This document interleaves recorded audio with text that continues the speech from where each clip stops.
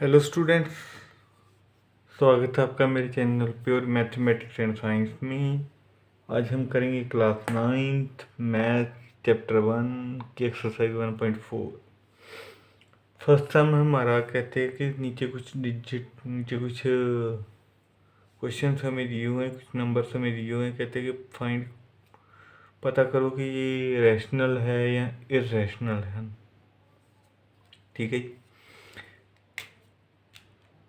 देखिए सबसे पहला नंबर जो है 2 - √5, ये हमारा इर्रेशनल नंबर है।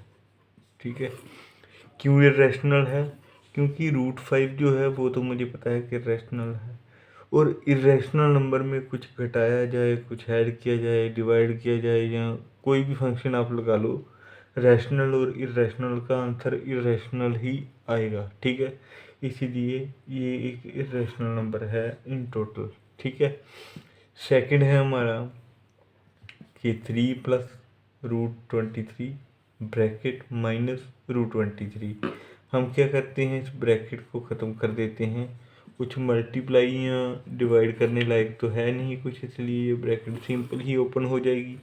ठीक है, तो √23 प्लस का √23 माइनस का ये दोनों कट हो गई और मेरा आंसर आ गया 3। इसका मतलब 3 आया तो ये कौन सा नंबर हो गया जी? Rational number. ठीक है जी, यहाँ पे रूट कहीं पे लिखा ही नहीं हुआ, तो ये कौन सा नंबर हो गया? Rational number. ठीक है, अगला सम है मेरा 207/707। इसको मैं थोड़ा सा सोल्व कर लूँ तो मैं इन दोनों को काट देता हूँ। ठीक है, तो बाकी मेरा क्या बच गया? 2/7। ऊपर भी इंटीजर है, नीचे भी इंटीजर है, इंटीजर ओवर इंटीजर, नीचे ज़ीरो नहीं है। इसका मतलब कि ये P/Q की फॉर्म में है, और Q0 भी नहीं है। इसका मतलब ये कौन सा नंबर हुआ? ये हमारा रैशनल नंबर हो गया। ठीक है जी, 1/√2। मैंने आपको यहाँ पे बोला, यहाँ पे कि इरेशनल नंबर का रैशनल नंबर के साथ कोई भी ऑपरेशन लगा दो तो आंसर जो है वो हमारा इरेशनल ही आएगा। As √2 is a rational number.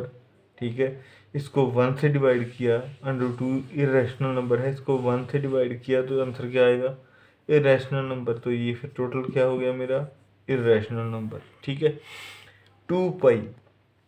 देखो, जब मैंने इरेशनल नंबर आपको बताए थे, इरेशनल नंबर मैंने क्या बताए थे आपको कि स्क्वायर रूट वाले नंबर जिनका स्क्वायर रूट कंप्लीट ना निकले, ठीक है, ऐसे नंबर। और साथ में बोला था कि पाई एक ऐसा नंबर है जो कोई इरेशनल नंबर है।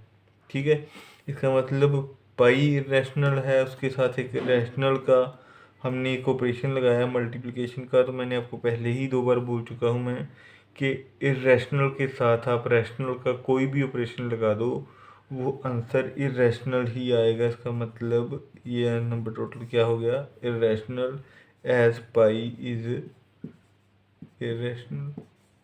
ठीक है, ओके, ये मेरा फर्स्ट सम कंप्लीट हो चुका है।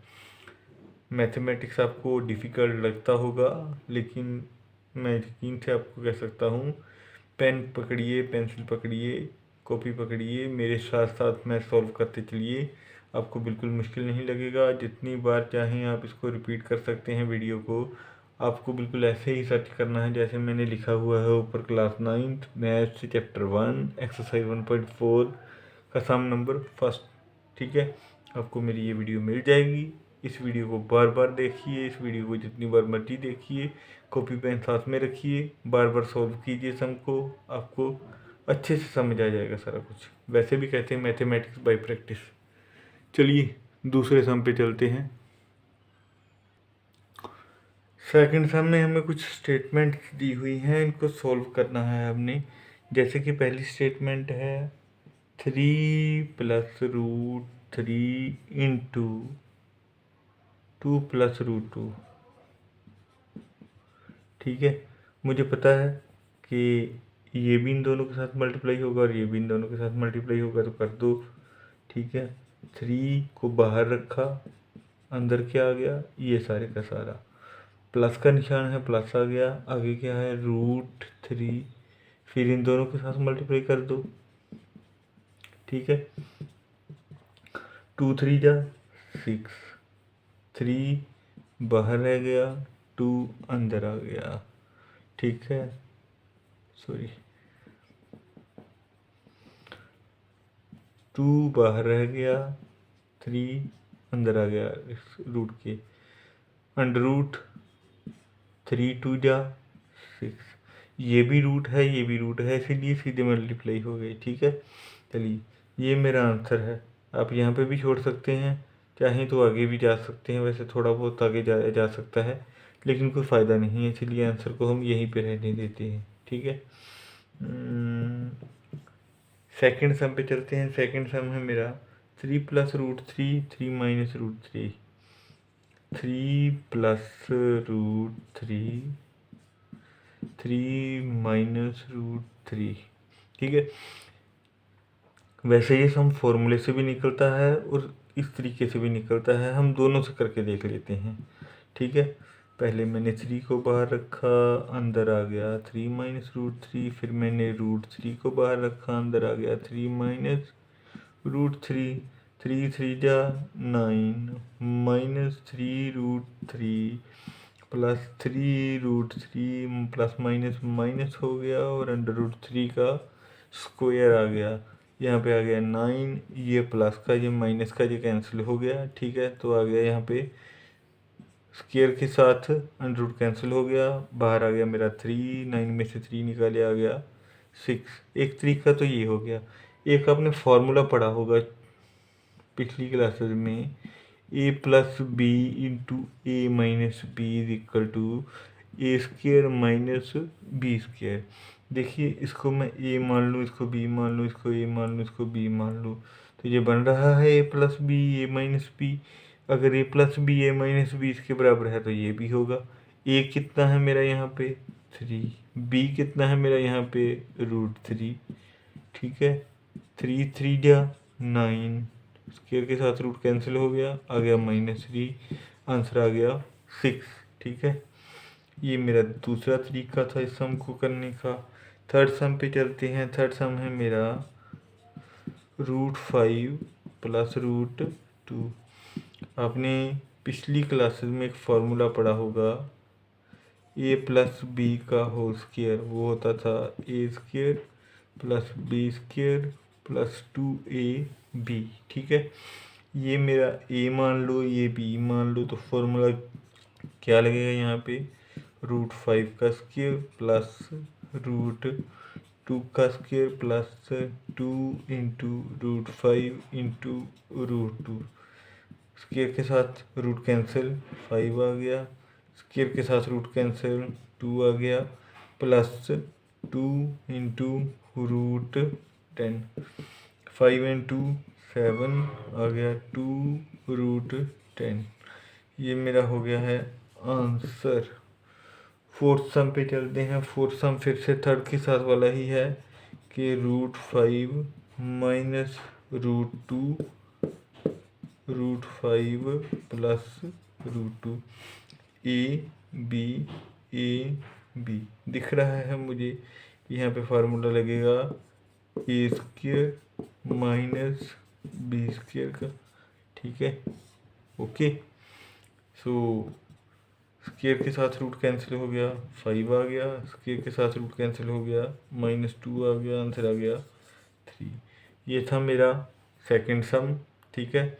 बिल्कुल इतनी ही महारत के साथ आप भी कर सकते हैं, लेकिन पहले ये सम आपको बिल्कुल बिना कहीं से देखे इतनी प्रैक्टिस करनी पड़ेगी कि आप कम से कम ये सम बिना किसी से देखे 20 बार निकालेंगे, तो 21वीं बार जाहिर है कि आपका इतनी ही स्पीड से ये सम निकलेंगे। ये सम छोड़ के आपका हर सम इतनी स्पीड से निकलेगा। मैथमेटिक्स बाय प्रैक्टिस, ये फंडा याद रखना मेरा बस, ठीक है। चलिए नेक्स्ट सम पे चलते हैं।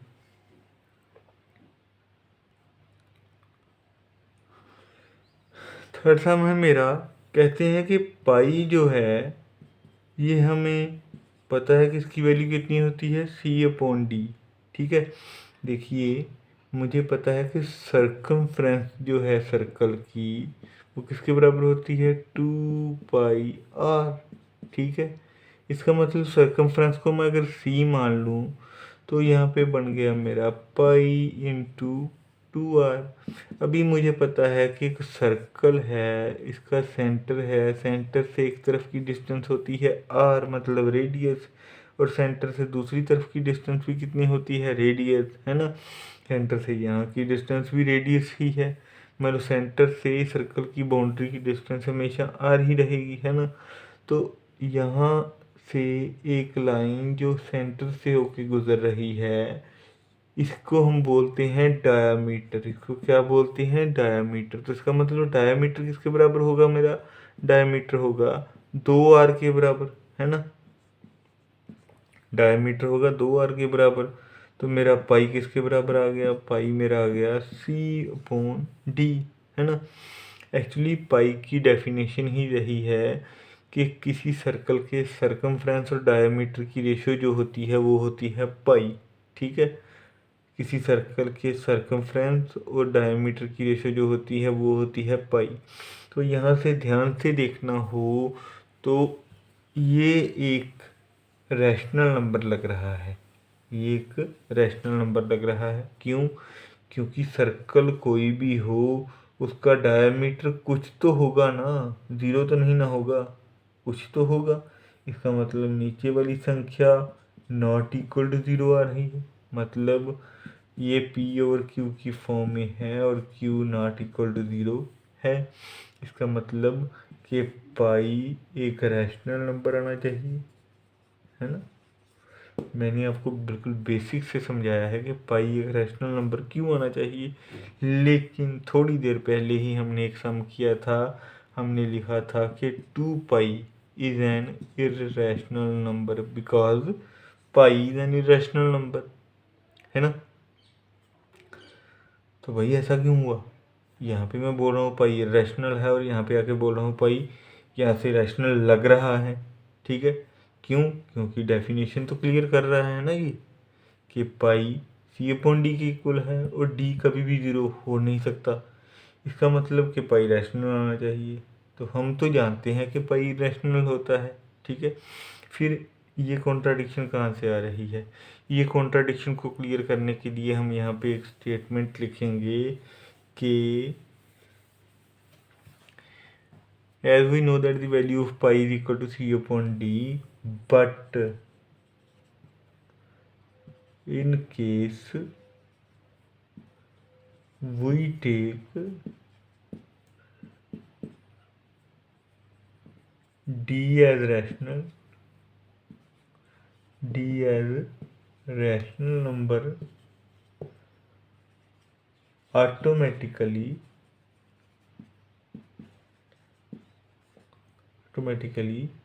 c becomes irrational,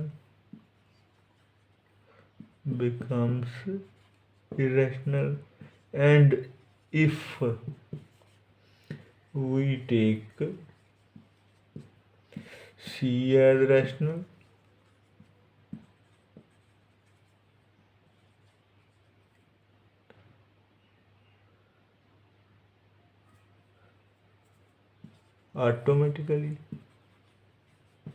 automatically d becomes irrational, ठीक है।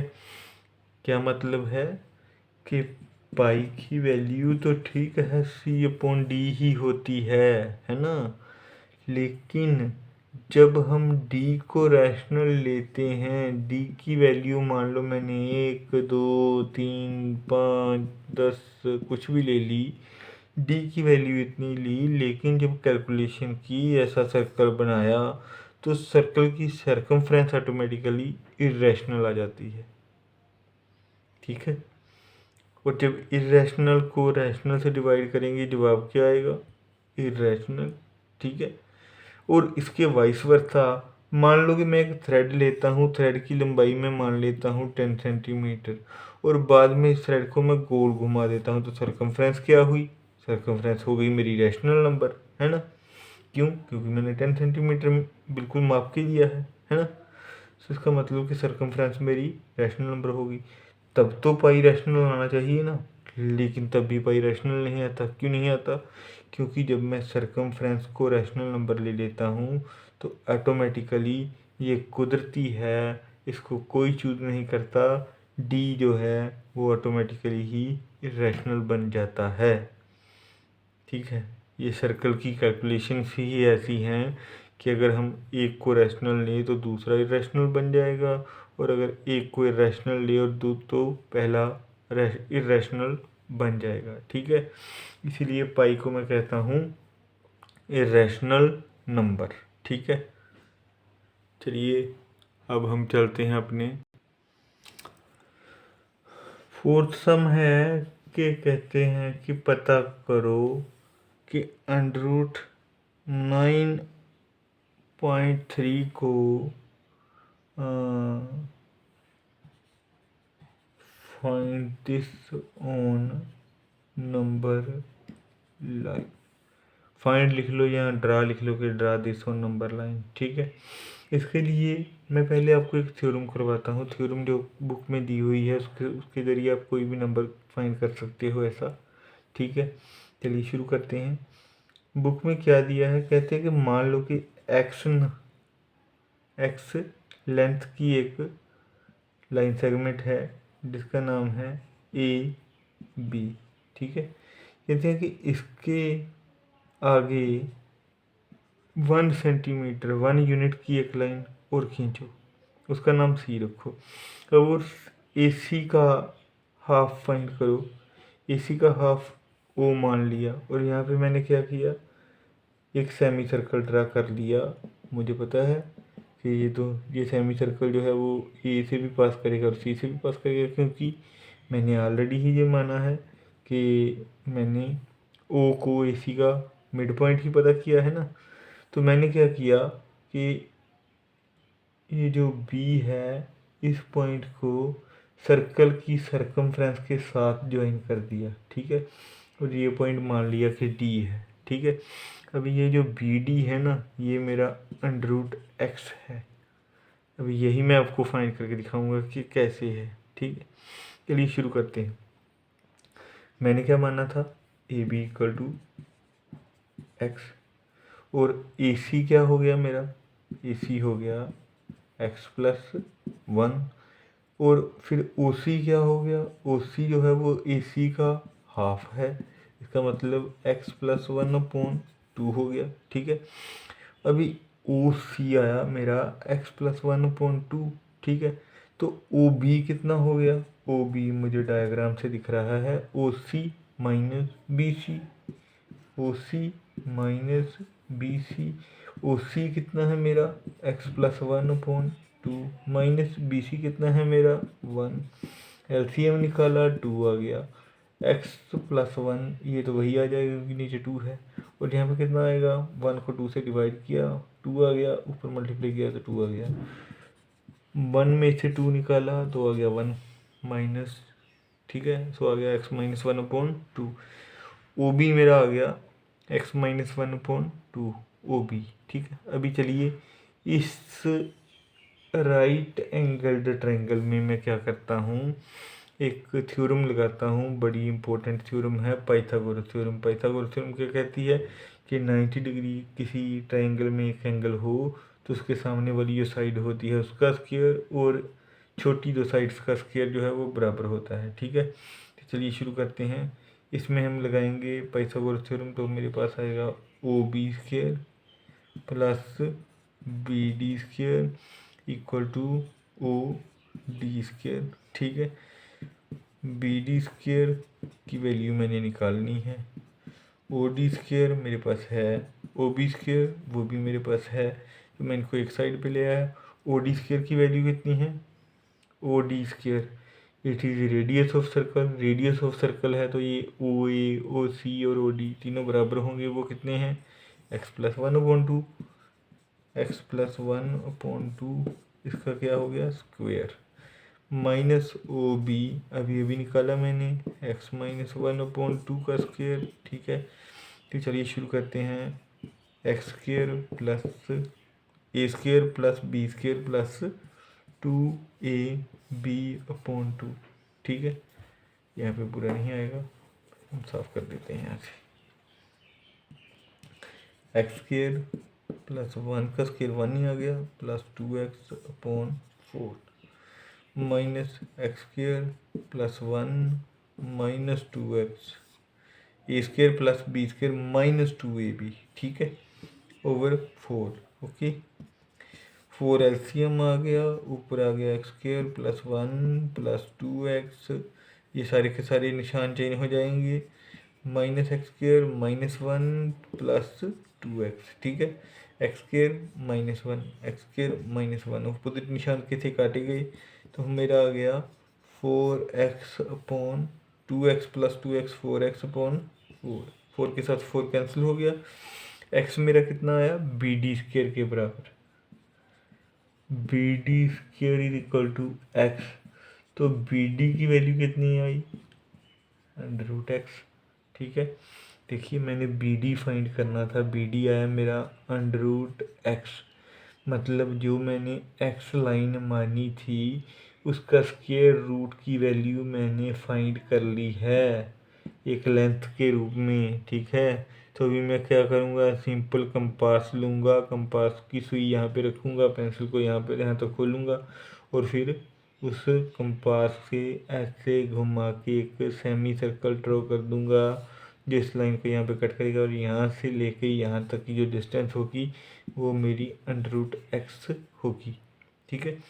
बस मैंने करना क्या है, इस डिस्टेंस को मैंने क्या लेना है, यहाँ पे 9.3 लिया, 9.3 लेने के बाद उसके आगे 1 अपनी मर्जी से 1 सेंटीमीटर की लाइन खींच लूँगा, फिर मैं इस सारी की सारी लाइन का सेंटर पॉइंट पता करूँगा, वहाँ पे सेमी सर्कल खींच लूँगा और इस पॉइंट को बिल्कुल 90 डिग्री पे यहाँ पे ज्वाइन कर दूँगा, और सारी की सारी कैलकुलेशन मेरी वही बैठेगी कि ये पॉइंट जो है, ये लाइन जो है, इसकी लेंथ कितनी होगी अंडर रूट 9.3, ठीक है।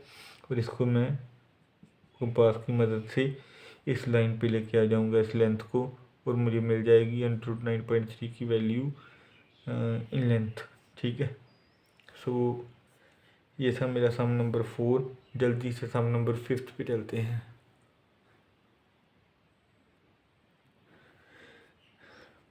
रिपीट कर देते हैं एक बार फिर से कि 9.3 की लेंथ, अंडर रूट 9.3 की लेंथ की मैंने एक लाइन खींचनी थी, ठीक है, एक नंबर लाइन पे लेके आना था इसको।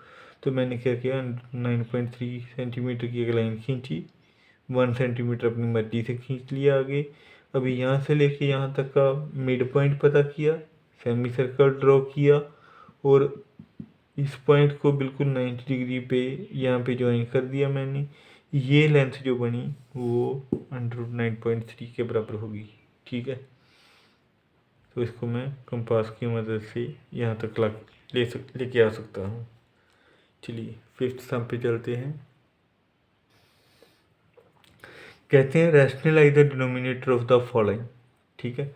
रैशनलाइज का मतलब कि नीचे वाला जो नंबर है, जो डिनोमिनेटर है, वो रैशनल नंबर होना चाहिए। ये अभी क्या है, इरेशनल, अभी क्या है रैशनल, अभी क्या है रैशनल, अभी क्या है इरेशनल, एंड रूट 7-2, ठीक है।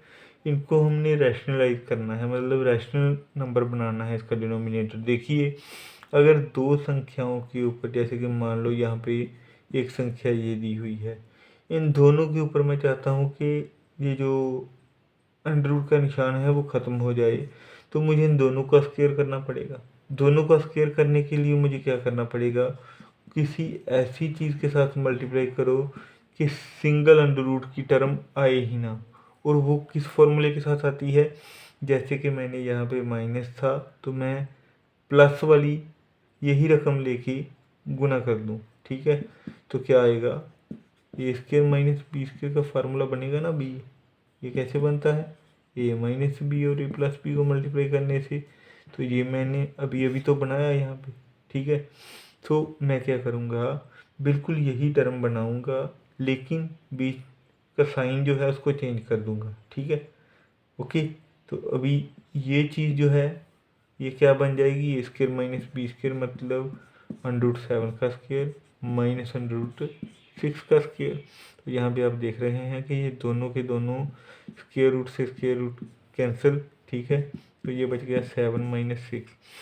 यहाँ पे सिंगल अंडर रूट की टर्म कोई आई ही नहीं, ठीक है। ये तरीका है रैशनलाइज का, मतलब कि आप साइन चेंज करो और इन्हीं टर्म से मल्टीप्लाई करो, ठीक है। तो मेरा फार्मूला बन जाता है इसके माइनस बी स्क्वायर का।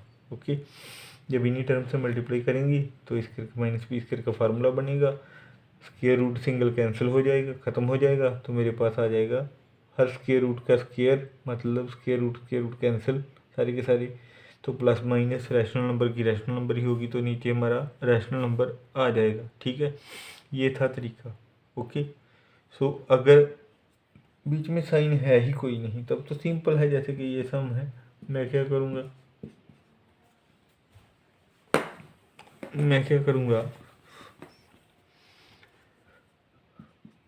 इसको √7 से मल्टीप्लाई कर दूं तो अंडर रूट कैंसिल हो जाएगा।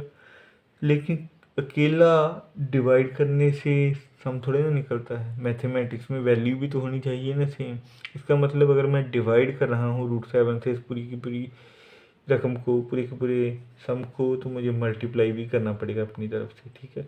ये दोनों कैंसिल हो जाएंगे, इसकी वैल्यू 1 आ जाएगी, सम फिर वहीं का वहीं है मेरा, ठीक है। सो ऊपर आ गया √7 इंटू 1 √7 एंड √7 मेरा आ जाएगा 7। नीचे मेरा रैशनल नंबर आ गया, ऊपर कुछ भी है नीचे रैशनल नंबर आना चाहिए, ठीक है। इसकी से कहते हैं rationalise the denominator of the following, ठीक है। ये वाला सम तो मैंने अभी आपको करवा ही दिया है। क्या करना है कि नीचे हमने केवल साइन चेंज करना है, स्टेटमेंट यही रहने देनी है। फिर से वही बात आ गई कि वैल्यू तो वही रहना चाहिए ना सम की, तो ये वाली स्टेटमेंट मैं कैसे लिख सकता हूँ, ये वाली स्टेटमेंट मैं ऐसे लिख सकता हूँ कि अगर मैं इसी के साथ ही मल्टीप्लाई करूँ और इसी के साथ ही डिवाइड कर दूँ सम को, ठीक है। तो ऊपर मेरा आ गया √7 प्लस √6, नीचे आ गया √7 का स्क्वायर माइनस √6 का स्क्वायर, ठीक है। तो ऊपर आ गया √7 प्लस √6, नीचे आ गया 7 माइनस 6, स्क्वायर के साथ स्क्वायर रूट कैंसिल, स्क्वायर के साथ स्क्वायर रूट कैंसिल, सो आ गया √7 प्लस √6 अपॉन 1 आएगा, वो लिखो ना लिखो कोई फ़र्क नहीं पड़ता, ठीक है। हो गया मेरा रैशनलाइज डिनोमिनेटर, मतलब नीचे रैशनल नंबर आ गया, ठीक है। फिर से वही सम आ गया मेरा। हम क्या करेंगे, ए स्क्वायर माइनस बी स्क्वायर का फार्मूला बनाना पड़ेगा मुझे। अगर स्टेटमेंट पहले प्लस की है तो मुझे माइनस वाले स्टेटमेंट बनानी पड़ेगी अपनी मर्जी से, ठीक है। साइन तो चेंज करना पड़ेगा ना। तो मेरा आ गया ऊपर √5 माइनस √2, नीचे आ गया a square minus b square, √5 minus √2, नीचे आ गया 5 माइनस 2, √5 माइनस √2, नीचे आ गया 3, नीचे आ गया रैशनल नंबर, ऊपर जो मर्जी बनता है मुझे कोई फ़र्क नहीं पड़ता उससे, ठीक है। चलिए अगला सम है 1/√7 - 2। ज़्यादा सोचने की ज़रूरत नहीं है कि यहाँ पे स्क्वायर रूट नहीं दिया हुआ, कोई बात नहीं, माइनस का निशान है, स्क्वायर रूट की वाली एक संख्या है मेरे पास, इसी को तो ख़त्म करना है मैंने यहाँ से। तो इसी को ख़त्म करने के लिए क्या करूँगा मैं, रैशनलाइज का मतलब सेंटर वाला निशान चेंज करो, साइन चेंज करो और ऊपर नीचे क्या कर दो, मल्टीप्लाई। तो क्या आ जाएगा √7 प्लस 2, तो यहाँ पे आ गया मेरा √7 का स्क्वायर माइनस 2 का स्क्वायर, √7 प्लस 2, नीचे आ गया रूट के साथ 7 कैंसिल, सॉरी नीचे आ गया 7, तो यहाँ पे आ गया 2 × 2 = 4, ओके। तो यहाँ पे आ गया √7 प्लस 2 अपॉन 7 में से 4 निकाले 3, नीचे आ गया रैशनल नंबर, ऊपर जो मर्जी बनता रहे, ठीक है। इसका मतलब ये मेरी रैशनलाइजेशन भी हो गई। ये थी हमारी 9th क्लास की एक्सरसाइज 1.4। कल हम सेकंड एक्सरसाइज पे चलेंगे। सॉरी, ये तो 1.5 थी, ये तो 1.5 थी। ठीक है, ये थी हमारी एक्सरसाइज 1.5। बिल्कुल ऐसे ही सर्च करनी है आपको, 9th class 9th maths chapter 1 exercise 1.5। आपको ये पूरी की पूरी एक्सरसाइज मिल जाएगी। कॉपी पेन साथ में रखो, बिल्कुल मेरे साथ साथ प्रैक्टिस करते चलो। डेफिनेटली आप मैथ में महारत हासिल कर लोगे, mathematics bye practice. Thank you, have a nice day. Please अच्छी लगी वीडियो तो लाइक करें, शेयर करें, कमेंट करें, सब्सक्राइब करें मेरे चैनल को अगर मैथ सीखना चाहते हैं तो। Thank you.